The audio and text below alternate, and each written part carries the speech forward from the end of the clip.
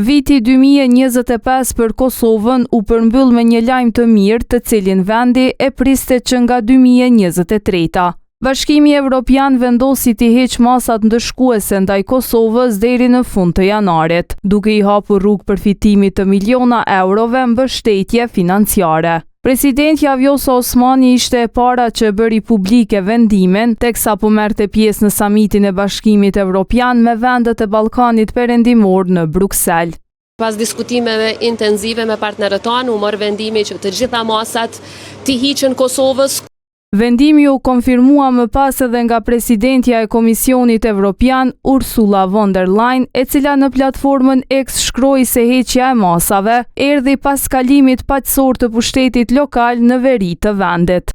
Megjithatë, politologu Albinot Maloku vlerëson se ndonë se masat janë hequr, efektet negative të tyre do të ndihen edhe në vazhdim. Pra janë efektet negative të mëdha, të cilat pasojat do t'i ndjejmë ende, dhe edhe qeveria e ardhshme do të mund të gjejë arsye në momentet të caktuara kur sarrin të jetësoj diçka që thotë se kemi pasur problemin e masave. Dhe kjo është një farë tradite e keqe që po na përcjell në jetën tonë politike në Republikën e Kosovës. Gjithsesi, është lajm i mirë që është lëmuar nga Bashkimi Evropian situata se ai Bashkimi Evropian do t'i hiqë këto masa, gjithsesi të përshkallëzuara.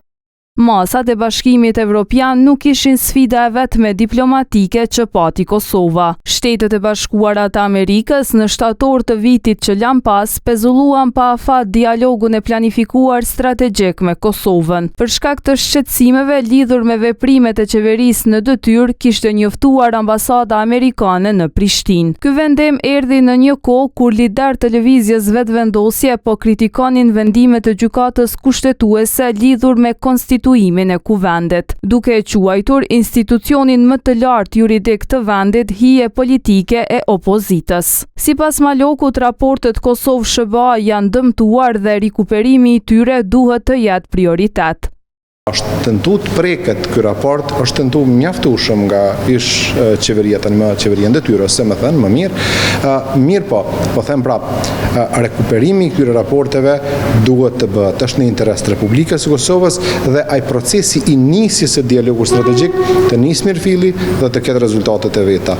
Gjithsesi, ka qenë dëmshme si fazë, kjo ndërprerje e njanshme imponuar dhe e njanshme ndërprerje nga Shtetet Bashkuara të Amerikës. Gjatë vitit 2025, Kosova nuk shënoi përparem as në dialogun me Serbinë. Që nga shtatori i vitit 2023, pak ditë para sulmit të armatosur në Banjës, ku mbeti i vrarë, rreshteri Afrim Bunjaku nuk është mbajtur asnjë raund i dialogut të nivelit të lartë në Bruksel. Bisedimet në nivel krye negociatorësh kanë vazhduar, po pa prodhuar marrëveshje konkrete. Takimi i fundit me 14 shtator ndërmjet kryeministrit Albin Kurti dhe presidentit serb Aleksandar Vučić kishte përfunduar pa rezultat. Më pas, pala kosovare në vazhdimsi ka kërkuar nga Beogradi që ta dorëzoj përgjegjësin e aktit të agresionit në Banjsk Milan Radojčić, i cili është i lirë në Serbi. Një gjë e tillë nuk ka ndodhur ende përkundër akt akuzës për këtë sulm të armatosur. Maloku vlerëson se dialogu Kosovë-Serbi